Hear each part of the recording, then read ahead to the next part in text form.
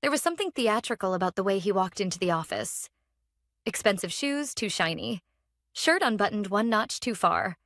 Confident in a way that only comes from never having to prove yourself. He didn't smile. He smirked. Lucas Harrington. Fresh MBA graduate, heir to the Harrington Group, and now, at just 29, the new vice president of global operations. My new boss. Technically. He strolled in on Monday morning with a cappuccino in hand and the swagger of a man who had already decided the building needed rebranding, restructuring, and people who looked like him in all the leadership seats. He didn't introduce himself to most of the team. Just walked straight into the executive conference room like he'd been waiting all his life to sit at that table. I watched him through the glass wall of my office. It wasn't large, but it was mine. Earned, not gifted. I had been with the company for 12 years. 5 of those years spent building our partnerships in Asia, especially with Jinlong Industries, one of our most profitable relationships. I was fluent in Mandarin, business culture, and subtle diplomacy. But to Lucas, I was just a name on a payroll sheet. Middle management. Replaceable. He didn't ask to meet me that day. Instead, I heard him through the wall. We need fresh minds. The old guard is holding us back. Old guard. That's what he called us. Those who had been here long enough to remember the company before the glossy website and buzzword strategy decks. I made no comment. You learn not to flinch at arrogance when you've been around long enough. By Tuesday, rumors swirled. Lucas was reviewing every department, looking to optimize staffing. In other words, cuts were coming, and he wasn't wasting time. That afternoon, my assistant came in looking pale. He just let go of Marcus. From logistics. No warning. Marcus had been here almost 20 years. By Wednesday morning, there were gaps in desks and whispers in hallways. People stared at their monitors with tight shoulders, half waiting for their name to show up in an Outlook calendar invite with no subject line. I kept working. I had a video call scheduled with Mr. Chen from Jinlong on Friday. Our quarterly check-in. It was one of the most sensitive conversations of the year. Every word mattered. Every pause, every gesture had cultural weight. Then, at 3:47 p.m., my name appeared in an invite. Subject: Internal Realignment Discussion. Attendees: Lucas Harrington, HR. My stomach didn't sink. It settled. Calm.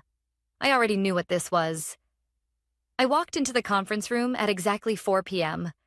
Lucas was leaning back in his chair like a talk show guest, HR beside him, tablet open. Olivia, he said without looking up. Thanks for coming in. This'll be brief. I nodded, took a seat. We've been reviewing our operational structure, he continued, fingers drumming lightly on the desk.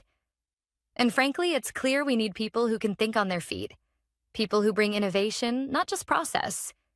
You've done solid work, but your position doesn't align with where we're headed. I glanced at the HR rep who wouldn't meet my eyes. I had trained her 3 years ago. Lucas smiled then. A small, smug thing. We need people smarter than you. I didn't flinch. I didn't argue. I folded my hands neatly in my lap and replied, voice steady. Good luck on Friday. That made him pause. What's Friday? Your quarterly call with Jinlong, I said, as if reminding a child of an overdue assignment. It's on your calendar. Mr. Chen doesn't speak English. His interpreter is on leave. And your new structure doesn't include anyone who speaks Mandarin. Lucas's expression flickered just slightly, then returned to confident indifference. We'll manage, he said dismissively. This is a modern company. We'll find a solution. I stood, nodded once, and left the envelope he slid across the table untouched. Back at my desk, I calmly collected my things. A few colleagues watched with wide eyes, too afraid to speak. I gave a small wave to Linda in accounting, who had been my lunch partner for a decade. She mouthed, I'm so sorry. I left without a scene. No email, no speech. Just the quiet certainty that some storms don't need thunder. They begin with silence and end in consequences. And Friday. Friday was coming. Friday morning arrived like the calm before a storm. Gray skies, still air, and a kind of quiet you don't usually find in a busy office. Not even the sound of keys clacking carried the same rhythm. People were tense. They smiled too tightly, walked too briskly, and I wasn't even there anymore. At least, not officially. I sat in the window seat of my apartment, coffee in hand, laptop open, watching emails from former coworkers trickle in. Nothing direct, just fragments of gossip, nervous speculation. He's presenting to Jinlong solo? No interpreter? Didn't Olivia handle that account? Yes, I did. For 8 years. I was the reason that account never wavered through 3 reorganizations, 1 lawsuit, and a pandemic. Mr. Chen didn't trust easily. Our relationship had taken years to build. Carefully, quietly, over dinners, thoughtful gifts, and learning his preferences down to the brand of green tea he favored. He once told me, "We don't just do business with people we pay. We do business with people we respect." Lucas didn't understand that. He thought being clever was the same as being wise. Across the city, in a glass building lined with abstract art and executive ambitions, Lucas was preparing for that call. He wore a tailored navy suit and had his hair styled to boardroom perfection. A slideshow was cued. Buzzwords lined every slide. Global synergy, cost optimization, future-forward efficiency. He didn't know those words didn't mean much in Mandarin. He hadn't even practiced pronouncing Jinlong. By 10 a.m., the conference room on the 17th floor was full. Marketing leads, the new liaison intern, 2 HR managers, and of course, Lucas. He paced slightly before the screen, checking the lighting, adjusting the webcam angle. Mr. Chen logged in on time. The call started with a sharp chime, followed by a polite greeting from one of Mr. Chen's senior aides. "Good morning, Mr. Chen is here." Lucas beamed. "Great. Welcome, everyone. I'm thrilled to be handling this conversation today." The aide blinked. "Where is Ms. Olivia Lane?" Lucas cleared his throat. "Ms. Lane is no longer with our company. I'll be your primary contact moving forward." There was silence on the other end. Mr. Chen said something in Mandarin. Quiet, deliberate. Lucas looked around, clearly waiting for someone to respond. No one did. He frowned. Did anyone catch that?" The intern scrambled. I think he's asking why Ms. Lane isn't here. Or maybe when she'll return." Lucas forced a smile. "Please assure him that we're modernizing our approach and look forward to a more dynamic partnership." The intern stared at the screen, frozen. Mr. Chen responded again, more sternly this time. It wasn't just curiosity now. It was offense. Back at home, I knew the tone. I could hear it in my mind like a song I'd played too often to forget. Mr. Chen didn't appreciate being surprised. He didn't appreciate disrespect. 15 minutes into the meeting, nothing of value had been exchanged. No progress made. Lucas tried jokes. He attempted to present the new quarterly plans. He stumbled over numbers. He used slang no one translated. He called the company Jinlong Corporation, a name they had politely corrected 5 years ago. It didn't take long. Mr. Chen stood up mid-call. Not abruptly, not rudely, just final. He spoke in Mandarin, looked directly at the camera, and then the screen went black. No goodbye, no courtesy exit. Just an empty Zoom window and the quiet panic of people who knew something had gone wrong but couldn't name what. By 10:45 a.m., the room had emptied. Lucas sat there, eyes flickering between the laptop and his own reflection in the glass. The intern whispered, "Should we reschedule?" He didn't answer. At 11:02, he called HR. At 11:16, he sent an email marked urgent to the CEO. And by noon, my phone buzzed. Unknown number. I didn't answer. Then came the text. "Hey, Olivia. Can we talk?" Something weird happened with the Jinlong call. Something weird? I sipped my coffee slowly and stared out the window. The clouds were breaking now, sunlight spilling onto the balcony. A peaceful Friday morning with nothing to prove and no deadlines. He thought he could fire me like an extra line item on a budget. He didn't realize I wasn't a role. I was a relationship. And in business, relationships aren't easily replaced. They're earned, protected, respected. And when you break one, you lose everything that came with it. I didn't need to say anything yet. I just let the silence grow, like a crack in glass, widening with each second he didn't know what to do next. Because this wasn't about a Zoom call. It was about what came after. And I wasn't done. Not even close. The weekend came with no rest for Lucas. By Saturday morning, whispers had turned into questions. And by Sunday, questions into accusations. A $12 million annual partnership had just vanished without ceremony.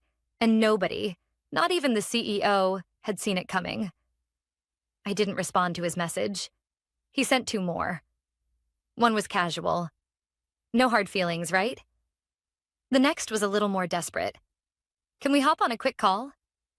Just to clear the air? Clear the air. As if he hadn't poisoned it himself. I spent Sunday with my sister, helping her plant herbs in her tiny backyard garden. She offered wine, a sympathetic ear, and didn't once ask what I was planning. She knew me too well. She knew silence was never an action. It was calculation. By Monday, I had 3 missed calls from Ridgemont's HR department and 1 from the CEO's assistant. That was when I knew. The fire had started to spread. Inside the office, chaos bloomed quietly. The Jinlong debacle wasn't just about a single client. It was symbolic. It signaled to every international partner that Ridgemont no longer valued nuance, loyalty, or basic cultural respect. Other clients noticed. And they started asking questions. What happened to Olivia? Why weren't we informed? Are you sure this is the direction you want to go? Lucas tried to patch it, of course. He blamed technical difficulties, claimed there had been a scheduling error, and that new contacts were still onboarding. But you can't lie to people who already feel disrespected. The damage wasn't a leak. It was a flood. At 10:30 a.m. Monday, Lucas tried calling me directly. This time I answered. Olivia, he said, too cheerful, like someone trying not to sound like they're drowning. I waited. I think we got off on the wrong foot. I'd really like to talk. Maybe even explore bringing you back into the picture, just on a short-term basis. Consulting, maybe. Nothing official, of course. Nothing official. Just enough to save his reputation without admitting failure. Lucas, I said calmly, why would I come back? He laughed nervously. Come on, you know how these things go. Tempers flare, changes happen. I think we both want what's best for the company. He still didn't get it. You fired me because you thought you were smarter. Because you assumed the job was just translation and email threads, I said. But what I do isn't in a manual. It's in people. It's trust, built over years. A pause on the other end. Look, he said finally. Just come in. One meeting. That's all I'm asking. I didn't say yes. I didn't say no. I let the silence stretch long enough for him to hear what it really meant. You don't get to decide the terms anymore. Later that afternoon, I received an official email. A provisional consultancy arrangement had been drawn up and approved by legal. It offered access to client communications, full discretion, and no title. Just assistance. It was insulting in its attempt to be generous. But I accepted it. Not for the money. Not even for the power. For the stage. Because when someone hands you a microphone at the moment their empire is shaking, you don't decline it. You use it. On Tuesday morning, I walked back into Ridgemont for the first time since my firing. My name wasn't on the wall anymore, but my reputation hadn't vanished. Eyes followed me. Some looked relieved. Others looked guilty. No one said a word. Lucas greeted me in the lobby with that same strange charm. Olivia, glad you're here. We'll just get you set up in one of the conference rooms temporarily. Not an office. A glass cube in the middle of the operations floor. A visible reminder that I was there, but not back. That was fine. I didn't want to blend in anymore. By noon, I had access to the client database again. Jinlong's profile was untouched since I left. No contact since the Friday disaster. Mr. Chen hadn't responded to emails, and now, two other clients from Singapore and Hong Kong had gone silent as well. Lucas stopped by my desk before the end of the day. Everything going okay? I nodded. Fine. Think you'll be able to help us restore the connection with Jinlong? I looked at him, expression blank. That depends. On what? Whether they're willing to speak to you again, I said. Because this time they're not expecting slides. They're expecting an apology. Lucas chuckled, but it didn't reach his eyes. Let's just get things back on track. But things weren't going back. Not to how they were before. This wasn't recovery. This was realignment. Only now, I was the one deciding what stayed and what got left behind. Wednesday morning at Ridgemont was unusually quiet. Too quiet. The kind of quiet that comes after a misstep, when everyone's holding their breath to see if the ice is going to crack beneath them. I arrived just before 9 a.m. and settled into my glass cube. Still not an office, still intentionally temporary. The space felt like a zoo exhibit. People passed by pretending not to stare. Some nodded politely. Others avoided eye contact. I recognized their silence. Survival mode. I'd lived it before. Lucas hadn't spoken to me since our brief exchange the day before. I wasn't surprised. His type didn't like proximity to their own mistakes. He thought I was here to help him fix a mess. He didn't realize I was here to document it. At 10:15 a.m., I initiated contact with Mr. Chen, not through Ridgemont's channels. I used a secure line I had maintained from my personal network. I didn't ask for a meeting. I asked for his forgiveness. In Mandarin, with measured humility, I said, I regret that we parted under such abrupt and ungracious circumstances. You deserved more respect than was shown. There was a long pause. Then, we noticed your absence immediately. He didn't say it with anger. He didn't need to. I am no longer in a leadership role, I explained, but I've been asked to assist as an advisor. Another pause. Then a short sigh. Ridgemont has changed. You have not. We would speak with you again. On your own terms. I nodded slowly, even though he couldn't see me. Thank you.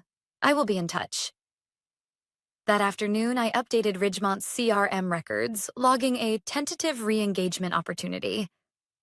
I didn't mention the nature of the conversation, just the potential. That was enough to get Lucas's attention. He appeared at my desk with forced energy. I heard there's movement. Chen responded? He did.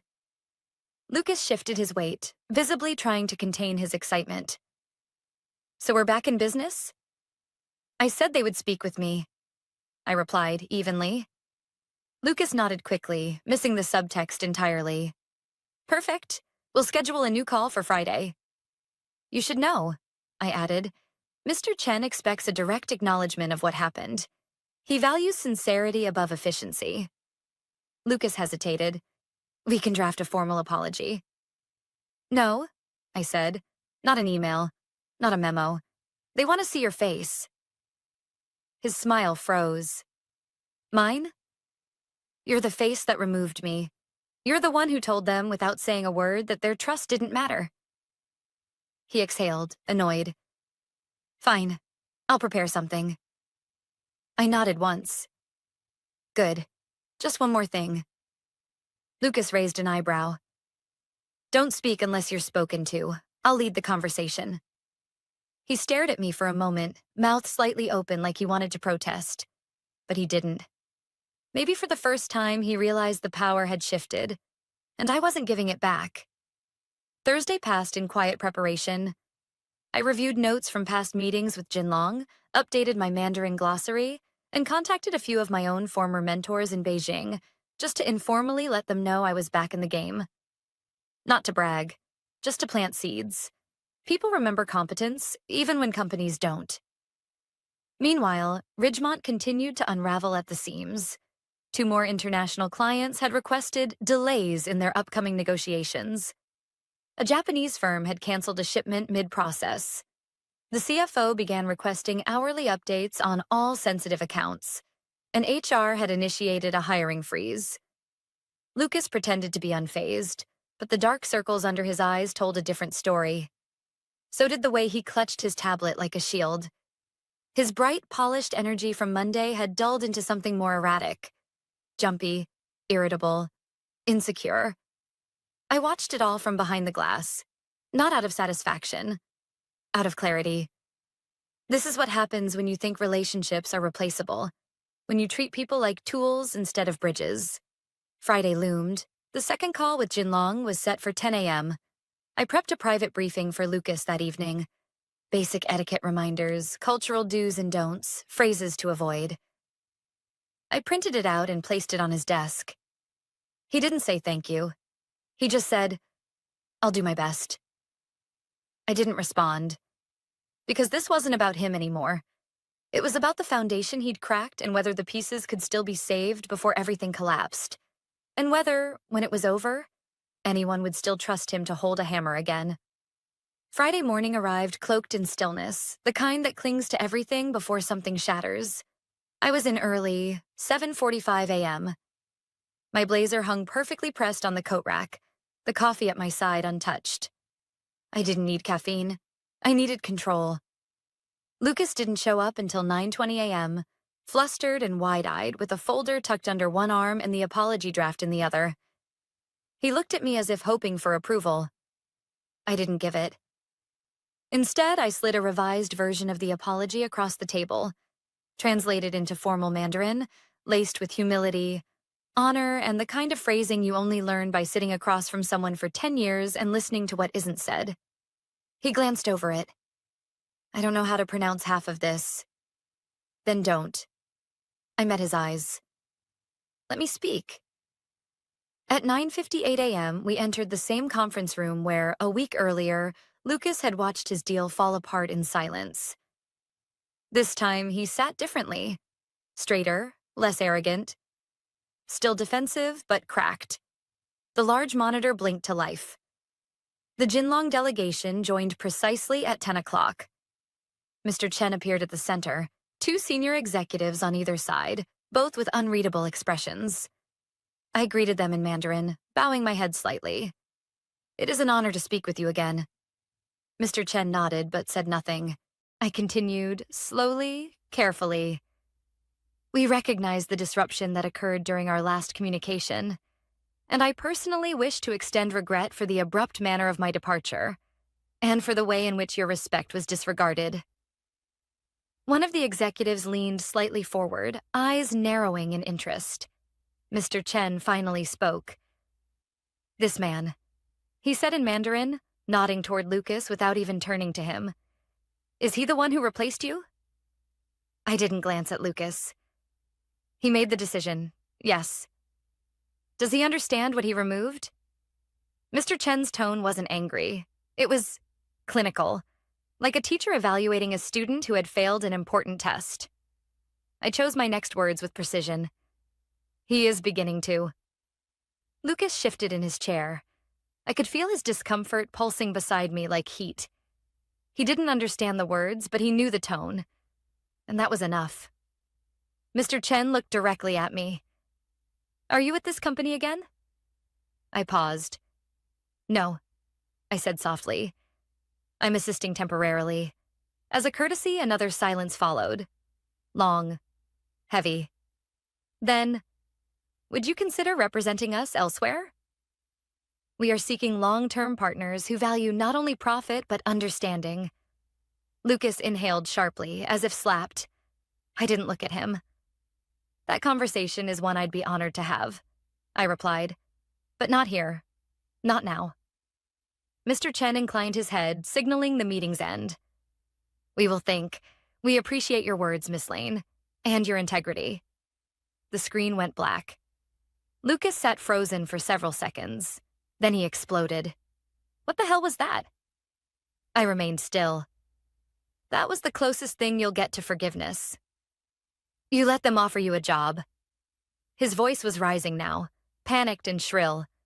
"In the middle of our meeting, in our boardroom, Your boardroom? I cut in, calm and cool. Or your father's? He blinked, stunned. I didn't accept anything, Lucas. I honored your request. I gave you a second chance, and you're still blowing it. He stood pacing. You can't just walk away and make me look like the idiot here. I rose, collected my notes, and faced him fully. I didn't make you look like anything. You did that all on your own. He pointed at me, his voice cracking. If my father hears about this, he already knows. My words were quiet, but they hit like thunder. Lucas stepped back as if the air had been knocked from him. I continued. He called me Wednesday night. Asked why his longest-standing client had gone silent. I told him the truth. You thought you could play CEO in a sandbox filled with real partners and real consequences. He slumped into the chair. I was just trying to prove myself. I softened slightly. You still can, but not by pretending you don't need people. Not by firing those who do the work you haven't even learned to understand. He didn't reply. I left him there, in that glass box with his designer watch and crumpled notes, staring at the space where his certainty used to be. Back at my temporary desk, I packed the few belongings I had brought back. A pen, a notepad. Nothing sentimental. This was never going to be permanent. At 11:45 a.m., I sent a short email to HR. Subject: Conclusion of consultancy. Body: My work here is complete. Please consider this my final day. No anger, no drama, just the truth. As I walked out for the second and last time, I passed the receptionist who gave me a small nod of respect. The kind that comes from people who noticed. Outside, the sun had returned, bright and unforgiving. It felt like something had ended, and something else was about to begin. I didn't go home right away. Instead, I walked to a quiet cafe on 8th Street, ordered jasmine tea, and took a seat by the window. I needed a moment, not to grieve, not to celebrate, just to breathe. 12 years of loyalty, gone in a single sentence from a man who didn't know how to say thank you. And yet, I wasn't sad. I was free. My phone buzzed. A new message. Not from Lucas, from Mr. Chen. We are ready to talk, on your terms. I stared at the words for a long moment, then replied with equal simplicity. Next Tuesday. 9 a.m. I'll come to you. That was the difference between position and power. Lucas had the title, but I had the trust. And in the world of high-stakes partnerships, trust is currency. That weekend, word began to spread. Quietly at first. A whisper in the right circles. That Ridgemont's Asia accounts were unstable. That Jinlong was exploring new relationships. That something had gone wrong. And Olivia Lane wasn't part of the company anymore. I didn't feed the rumors. I didn't need to. By Monday morning, I had 4 voicemails from consulting firms, 3 LinkedIn messages from global strategy recruiters, and 1 very formal inquiry from Lawson and Reed Global Partners, the same firm that once lost a bidding war to Ridgemont because of how well I had managed the client. Now they were inviting me to lunch. By Wednesday, I had accepted their offer. A senior advisory role. Full autonomy. A salary Lucas wouldn't dare imagine. And more importantly, respect. A voice in the room. Not because I demanded it, but because I'd earned it. The office was in a tall glass tower overlooking the city, sunlight flooding every corner. It didn't feel like a place to hide. It felt like a place to build. I started that Friday, exactly 2 weeks after the day Lucas fired me. At Ridgemont, the unraveling had begun. Jinlong had officially pulled out of their contract. Another Southeast Asian partner requested reassignment. Internal restructuring stalled. The CFO issued an emergency memo asking departments to reduce travel, pause new hires, and submit risk assessments on all international deals. Lucas tried to spin the situation. He told the board it was just a dip, temporary instability, and growing pains. But people don't believe spin when the numbers don't lie, especially not investors. That same week, his father, the real CEO, returned from his business trip early and requested an unscheduled board review. I wasn't there, of course, but someone sent me a photo. Lucas, exiting the building with a box in his hands. His tie slightly loosened, eyes hollow. The golden boy had finally been told no. And it wasn't just about Jinlong. It was about every decision he made with arrogance instead of awareness, every dismissal, every shortcut. They had handed him a kingdom, and he treated it like a sandbox. Now the sand was slipping through his fingers. I didn't feel triumphant. I felt finished. Justice doesn't always come in fury or fire. Sometimes it arrives quietly, through competence, through memory, through the unwavering knowledge of your own worth. On my third day at Lawson & Reed, I walked into a meeting room with a familiar face. Mr. Chen stood as I entered, offered a respectful bow, and smiled. "Miss Lane," he said warmly, "it's good to see you where you belong." We shook hands. This time, there was no translation needed. The meeting lasted an hour. By the end of it, we had laid the groundwork for a renewed partnership. Not with Ridgemont, with us. He stood to leave, then turned and said, "Do they know what they lost?" I smiled gently. "They'll figure it out. One contract at a time." That evening, I sat at my new desk, the skyline shimmering outside the window. I had no plaque, no awards, no grand ceremony, just peace, and a name that now carried weight wherever I walked. Because I had proven the one thing men like Lucas never understand. You don't need power to be powerful. You need purpose. And when the storm clears, the ones who stand tall are not the loudest voices, but the ones who kept building even when no one was watching. They fired me to make space for someone smarter. But Friday proved what I always knew. You can't replace what you don't understand. And now they understood. Too late.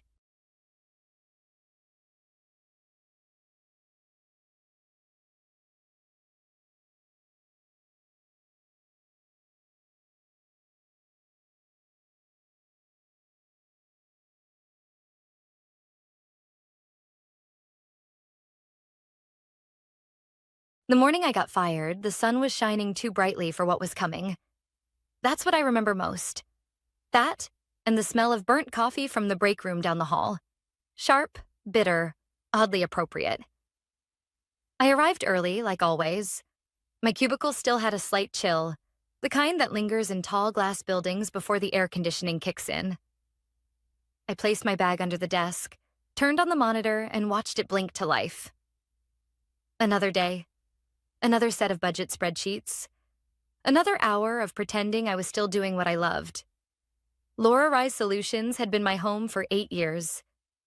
I'd started as a junior financial analyst, fresh out of grad school, unsure of my footing, but full of hope. By year 5, I was leading the department. By year 7, I was managing regional accounts worth more than most homes in my zip code. Then the merger happened. We were told it was a strategic consolidation, a fresh vision, a bolder future. I didn't believe the buzzwords, but I smiled like we all did. What other choice did we have? Our old CEO, Malcolm Trent, was all warmth and war stories, a man who remembered birthdays and brought his dog into the office every Friday. He shook hands with everyone from the mailroom to the boardroom, but after the merger, he was quietly transitioned out. In came Cassandra Vane, the new CEO, Harvard-educated, high-heeled, and razor-sharp. She walked like she owned time itself and smiled like it was optional. I saw her twice before that day, once in a team-wide Zoom meeting and once in the hallway. She didn't recognize me either time. I suppose I didn't stand out anymore, not to someone like her. Maybe I never did. That morning, at exactly 9:13 a.m., an email pinged across the office system. Mandatory company address, floor 6 open atrium, 9:30 sharp. I hesitated. Messages like that always carried an edge. In the atrium, people gathered awkwardly, coffee cups in hand, trying to look casual. I stood near the back, next to the glass railing that overlooked the city skyline. I could see my reflection in it. Pale face, too little sleep, eyes too aware. Cassandra stood on the raised step, her posture perfect. voice clear. As part of our realignment for Q4 objectives, she said, we've made some difficult but necessary decisions. I didn't even hear my name until she paused and glanced down at the folder in her hands. Eva Carson, she said, flat and unblinking. Thank you for your contributions. Unfortunately, your role has been impacted by the restructuring. Please see HR for next steps. That was it. No explanation. No context. Just erased. In front of the whole company. I didn't even realize I'd dropped my coffee until I heard the paper cup hit the floor, liquid spreading like shame across the tiles. Around me, no one moved. No one spoke. Not Ben from Strategy, who I coached through his first client pitch. Not Jenna from HR, who once called me crying because her boyfriend cheated. Not even Michael, who used to joke we were the brains of the floor. They all looked down. Or away. Like I'd just turned to smoke. Cassandra moved on. The next name. Another person deleted. I couldn't feel my legs, but I moved anyway. One step, then another. Each louder than it should have been, like the building wanted everyone to hear. I reached the hallway, my breath shallow. My chest felt tight, like the walls were closing in. That's when I saw her. Rosa, the janitor. Mid-60s maybe. Silver-streaked hair always tied in a bun. She was pushing her cart slowly, like time didn't apply to her. Rosa was the kind of person you didn't notice until you needed paper towels or the microwave was broken. But she always noticed everyone. She stopped right in front of me. Didn't say hello. Didn't ask what happened. She just reached into the side pocket of her uniform and pressed something into my palm. A small, cool object. A key. It's time, she whispered, her voice low but steady. You've waited long enough. I looked at her, confused. But she only smiled, not with her lips, but with something in her eyes. And then she walked away. I stood there in that fluorescent-lit hallway, surrounded by silence and artificial air. My severance papers were still in my hand. My job was gone. My name had been spoken like a line item, and yet in my other hand, I held something else entirely. A key. I didn't know what door it opened, or why Rosa had it, but I knew this much. It wasn't just for a lock. It was a beginning, or maybe a return.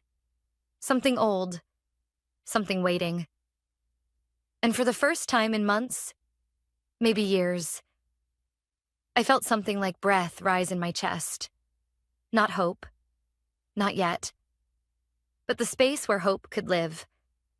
I didn't go back to my desk. Maybe I should have. Maybe I should have packed up my things like they expected. Quiet, obedient, grateful for the opportunity to be dismissed in full view. But I couldn't do it. Not yet. Not while Cassandra was still talking like nothing had happened and the others were nodding along like we were all characters in someone else's story. Instead, I found myself walking. Down the stairwell, past floors that used to hum with energy, now cold and corporate. I reached the lobby where the air smelled of marble polish and last chances. I stepped out into the morning light, blinking like I hadn't seen real sky in years. I looked down at the key Rosa had given me. It was old, brass maybe, warm from my hand. The kind with teeth that weren't cut by machines but forged by time.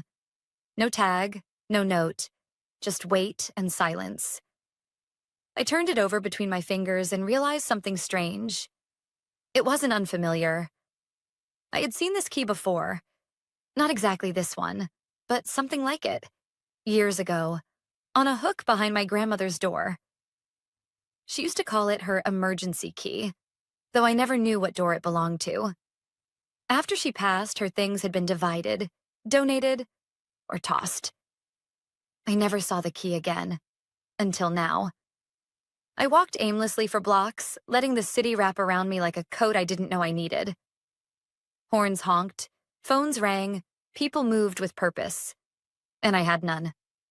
I sat down on a bench outside a closed bookstore. A pigeon limped past my feet. I watched it, numb. And then, like a slow-blooming ache, The shame started to settle in. Not because I lost the job. I think part of me had been losing it for a long time. But because of the way it happened. The how. Like I was a chair they no longer needed. Like I was nothing. That office had seen so much of me. My best ideas. My hardest days. The morning I came in red-eyed from signing my divorce papers. The quiet nights I stayed late to fix someone else's mistake. Birthdays I skipped. Calls I ignored because just one more quarter, I kept telling myself. And now? A 30-second announcement. A cold folder. A key from a janitor. I pulled my phone from my coat pocket and opened my text messages. My sister had sent a picture of her new puppy earlier that morning. A fluffy golden thing named Peanut. She didn't know yet. I didn't tell her. There was one unread message from 2 days ago. Rosa, are you still holding your breath, mija? I stared at it. Hadn't responded. Thought it was just one of her odd, poetic questions. Now, it felt like a thread being tugged. Like maybe she'd known something all along.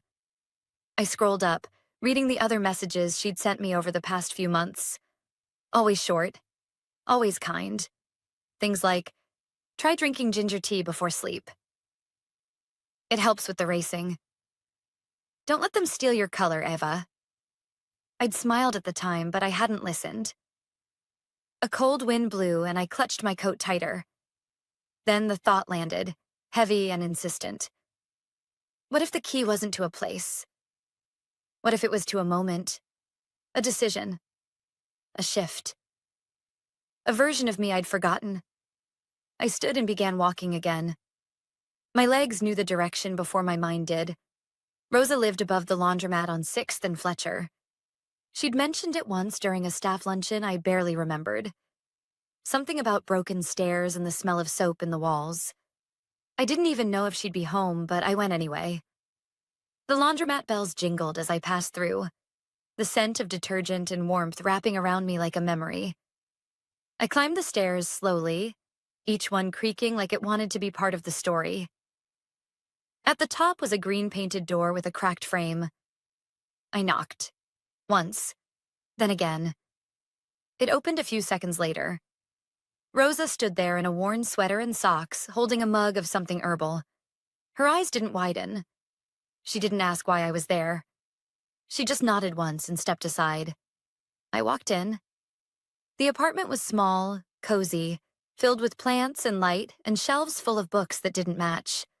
On one wall was a painting, not framed, just pinned, of a woman sitting in a field of wild grass, her hair loose, her hands stained with dirt and sunlight. She's you, Rosa said quietly. I turned to her, confused. She doesn't know it yet, she continued, sipping her tea. But she's you, the version that remembered how to live. I opened my palm and showed her the key. Why did you give me this? I asked. She smiled. Because every lock that's ever mattered is on the inside, she said. You just needed something to hold while you found the courage to open it. I stared at the brass shape in my hand. For the first time all day, I felt warm. Rosa didn't ask me to sit, but I did. Her apartment invited you to pause, like the kind of library where silence wasn't empty, just sacred. She returned with another mug and placed it in front of me. Chamomile, maybe. It smelled like warmth and something faintly floral. We didn't speak for a while, and strangely, I didn't feel rushed to fill the space. In the office, silence always meant tension, the kind that swelled right before someone was thrown under the bus. But here, silence felt like permission. I always wondered how you kept going, I finally said, breaking the quiet. How you could work in that place and still smile every morning. She looked up from her tea. Because I don't work in that place. I clean it. That's different. I let the words settle. They weren't defensive. Just true. She leaned forward slightly, folding her hands. You stayed long after the place stopped seeing you, she said softly. Long after it stopped feeding you. I thought I was being responsible, I replied, staring into the steam rising from my mug. Safe. Consistent. I had bills, and after the divorce, I didn't want to start over again. Rosa nodded like she knew that road too well. But you didn't get safe, she said. You got small. That stung. Not because it was cruel, because it wasn't. I used to paint, I admitted, surprising even myself with the confession. Before the job, before Ben, before everything got practical. Her face lit up like she'd just found the missing word in a crossword. I know, she said, standing suddenly and walking toward the hallway. Come. I followed her, mug still in hand. She led me through a narrow hallway lined with faded photographs and open books stacked on the floor like stepping stones. At the end of the hall was a wooden door, painted blue and chipped at the edges. She pulled it open and light poured in. It was a sunroom, but not the kind you see in catalogs. It was cluttered and imperfect, worn canvases leaning against the wall, dried-out paint jars lined up on a crooked shelf, brushes in a chipped vase. A small table sat in the center with a stool and an old radio perched beside it. This is where I come to remember who I am, she said, walking to the window. It's not big, it's not fancy, but it's mine. I stepped further inside. The air smelled of turpentine and lemon oil, and the light made everything glow in muted golds. On the far wall, there was a series of unfinished paintings, faces half-rendered. Colors paused mid-thought. You paint? I asked. She gave a small laugh. Number Lorraine painted. My sister. I just kept her space the way she left it. She was an artist? Rosa nodded. The best kind. The kind that didn't care who saw. She turned and looked at me with something gentle but heavy. I think you're like her, she said. But you've been living as if the only thing that mattered was being digestible. I blinked at that. Digestible. It was exactly the word. I'd spent years shaving down my edges to fit into cubicles and conference rooms, smiling when I wanted to scream, apologizing for existing too brightly. And now... What? I don't know what to do next, I whispered, more to the room than to Rosa. She walked over, placed a hand on my shoulder. That's because you're asking the wrong question, she said. The question isn't what. It's who. The silence after that was thick, but this time I welcomed it. That evening, I didn't go home right away. I wandered through streets I used to know when I was younger, past the diner where I used to sketch people on napkins while waiting for a shift to end, past the bookstore where I'd once applied for a part-time job and got rejected because artists don't last. Every corner felt like a breadcrumb, leading me somewhere I hadn't dared to go. When I finally reached my apartment, the sky had darkened. I took off my shoes at the door and sat at my kitchen table. The severance papers were still in my bag. I didn't take them out. Instead, I opened the drawer beside the fridge, the one I hadn't touched in years. At the very back, underneath an old takeout menu and expired coupons, was a sketchbook. It was bent, a little dusty, but still there. I ran my fingers across the cover like it was something sacred. Then I opened it. The first few pages were full of sketches, lines hesitant but alive. A woman at a bus stop, a crumpled jacket, someone's hands resting in their lap. And then blankness, pages untouched, years untouched, until now. I didn't draw that night. I just sat with the book in my lap, like holding the memory of a friend I'd abandoned. But I knew I would. Soon. It happened 3 days later. I hadn't touched a pencil in almost 6 years. But that morning, I woke up before my alarm, made coffee, and cleared the corner of my kitchen table like I used to.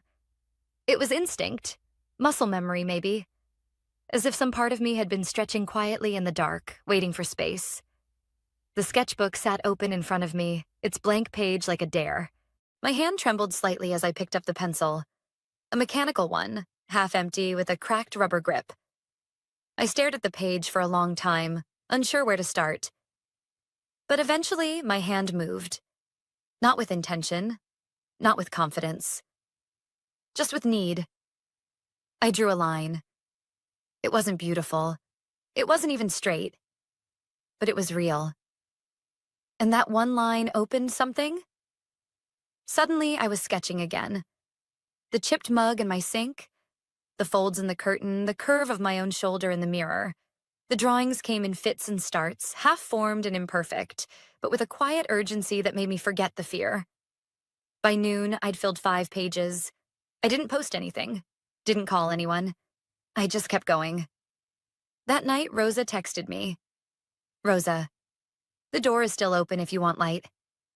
I didn't reply, but I knew where I'd be the next morning. Rosa gave me a key to Lorraine's sunroom. No speeches, no conditions. Just handed it to me in a brown envelope marked L. "Light needs a home," she said simply, "and this one's been waiting." From that day on, the sunroom became my ritual. Every morning, I left my apartment at 6:30 a.m. sharp. I'd grab a coffee from the same bodega on 9th, nod at the same sleepy cashier, and walk the 6 blocks to Rosa's building. The laundromat workers got used to seeing me. Some smiled, others just nodded, as if I was becoming a regular in a world I hadn't known existed. The sunroom was cold at first, but Rosa brought me an old heater and a space to store my things. A tin of pencils, a stack of mixed paper, a folding chair that creaked when I leaned too far back. I didn't care. It was perfect. The first week, I just sketched. Nothing finished, nothing clean. My fingers were clumsy, my proportions off, my eyes slow to see. But I didn't stop. By the second week, the lines began to breathe. I started drawing people again, faces from memory. A woman reading on the subway, a man laughing with his mouth wide open. Rosa, in profile, sipping tea and humming softly to herself. I taped them to the walls, not to display them, but to remind myself, "You're here." I had no plan. No career move, no brand or social media strategy, just paper and light and breath. But something was shifting. And then something happened I wasn't ready for. One afternoon, Rosa knocked gently on the door with a woman beside her. Mid-40s, sharp bob, glasses perched low on her nose. She was holding a baby in one arm and a tote bag in the other. "This is Lila," Rosa said. "She's my niece." Lila smiled, tired and warm. "I heard you sketch," she said, stepping into the room. "Would you ever consider doing a portrait?" I blinked. "A portrait?" "Of him," she said, nodding at the baby now chewing his sleeve. "Just something small. I can pay. I want to remember this age, before it disappears." I almost said no. The fear reared up fast, sharp, familiar. What if it's not good enough? What if she regrets asking? But then I saw Rosa behind her, watching me. Not with expectation, just stillness. And I said yes. It took 3 days. I worked quietly, adjusting lines, studying the soft shape of the baby's cheek from the reference photo Lila emailed me. I used charcoal and pastels, blending until the smudges felt like breath. When I handed it to her, she stared at it in silence. "Oh," she whispered, blinking fast. "It's him." She pressed a $50 bill into my hand and hugged me before leaving. That night, I cried. Not because of the money, but because I had created something that mattered. Something real. And the next morning, I returned to the sunroom and pinned that sketch beside the window. Not as a trophy, but as a beginning. Lila's portrait was the first thing I'd been paid for in almost a month. It wasn't much, not by corporate standards, just $50 folded into my palm. But it felt like oxygen. It wasn't about the money. It was about the exchange. Someone had seen value in my hands again. Words spread in small, surprising ways. Lila told her friend from a parenting group who messaged me for a sketch of her twins. A neighbor of Rosa's asked for a charcoal drawing of her late husband from an old photograph. A barista from the cafe downstairs stopped me in the laundromat to ask if I'd ever done mural work. By the end of the month, I had 4 small commissions and a voicemail from a local yoga studio looking for art for their lobby. I was stunned. For years, I had defined my worth by metrics and salary bands. Performance reviews, efficiency reports, Titles and emails with "sent from my iPhone" tagged at the bottom like a badge of stress. But here I was, without any of that. Just a sketchbook, a folding chair, and people quietly saying, "Can you draw this for me?" Every time I accepted a request, I felt like I was slowly sewing myself back together. Not perfectly. The stitches were crooked, but they held. Rosa watched all of it with the calm patience of someone who had seen seasons turn before. She never hovered. She just brought tea, asked questions when the time was right, and sometimes left slips of paper with quotes or sketches drawn in her soft, looping hand. One morning, I found a small note tucked under my sketch pad. It read, "A quiet life can be a loud act of defiance. Lorraine." I carried that with me all day. That same afternoon, Rosa surprised me again. "There's something you need to see," she said, her eyes soft but insistent. She led me 2 floors down, past the laundromat's back exit and through an alley I'd never noticed before. At the end of it was a single metal door, rusted, dented, with chipped blue paint around the frame. She pulled out a second key from her coat pocket and handed it to me. "Go on," she said. I hesitated. "What is this?" She didn't answer, just nodded. I unlocked the door. It creaked as I pushed it open. What lay beyond stopped me cold. It was a wide, open space, dusty and dim, but breathtaking. Exposed brick walls, high ceilings with beams crisscrossing like bones, and tall windows along the east side that let in a honey gold light even through the grime. There were boxes stacked against one wall, old furniture draped in white sheets, and shelves full of forgotten things. "It used to be Lorraine's," Rosa said quietly behind me. "Before the sunroom. Her first studio, I stepped inside slowly, reverently. The air was thick with old wood and forgotten color. I could almost hear music lingering in the dust. She wanted it to be more," Rosa continued. "A place for people like her. Artists who didn't have titles or degrees, just hands, just stories." She looked at me.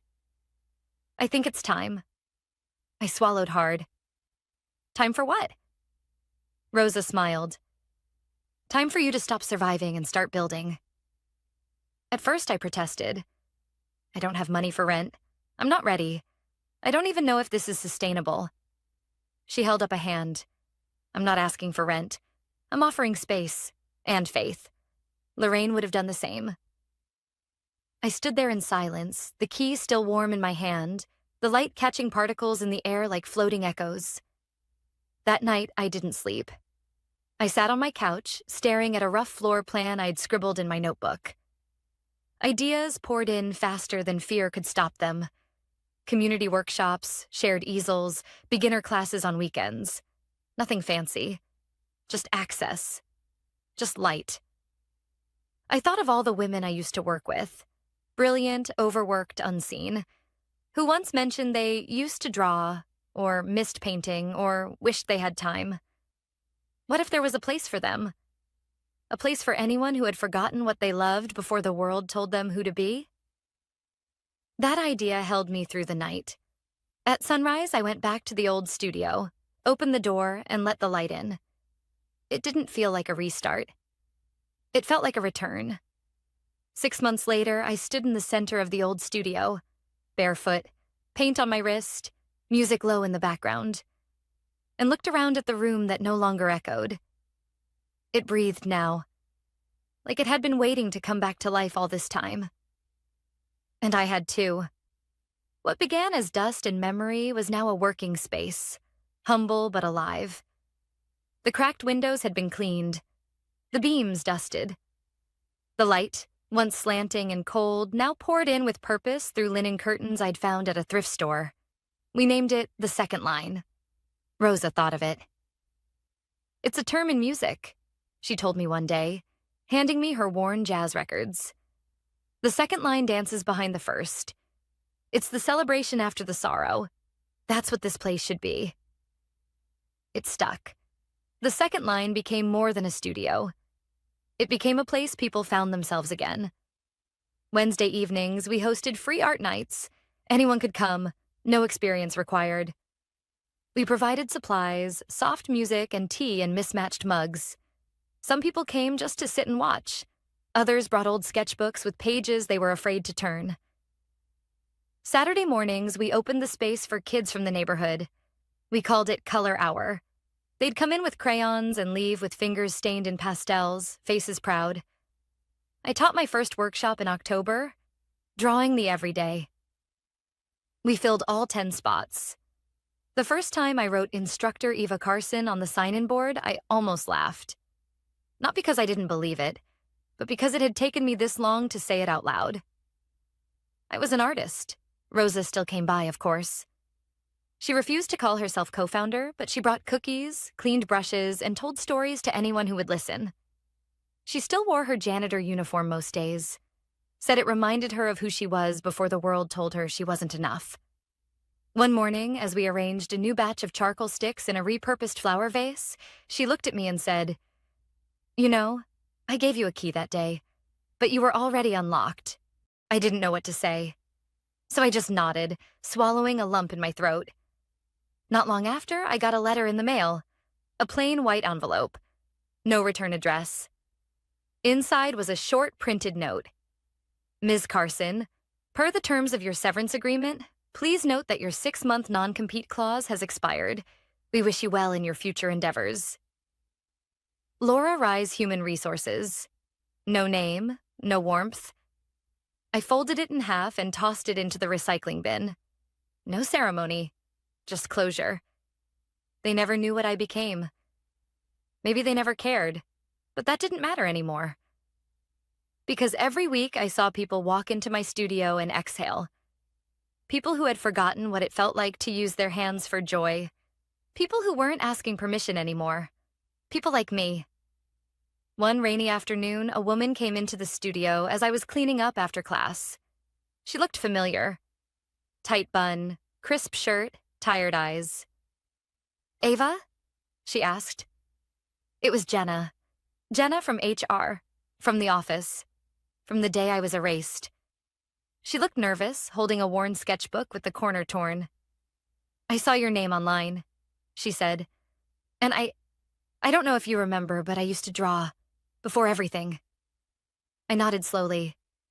"Of course I remember." She looked down. I should have said something that day. I froze. "I'm sorry." I walked over, gently touching her arm. "We all froze," I said. "But you're here now. That's what matters." She let out a breath like she'd been holding it for years. I pulled out a stool. "Come, sit. Let's draw something together." She smiled. A real one. That night, as the sky turned to soft ink outside the windows, we sketched in silence. Two women who had once sat behind desks, quietly breaking, now quietly healing. These days, I still wake up early. I make coffee the way Rosa taught me, with a pinch of cinnamon, and walk to the studio before the sun is fully awake. I sit by the window, sketch pad in my lap, and let my hands move without needing a reason. Sometimes I still hear Cassandra's voice in my head. The way she said, "Your role has been impacted." Like I was a spreadsheet she could delete. But her voice is quieter now. What's louder is the rustle of paper, the laughter of kids covered in ink, the sound of Jenna humming as she sketches a skyline from memory, and Rosa's words, "You were already unlocked." The world didn't give me a title. It handed me a severance letter. And Rosa? She handed me a key. One that led me not just to a door, but to a room full of forgotten light. And this time, when I walk in, it knows my name.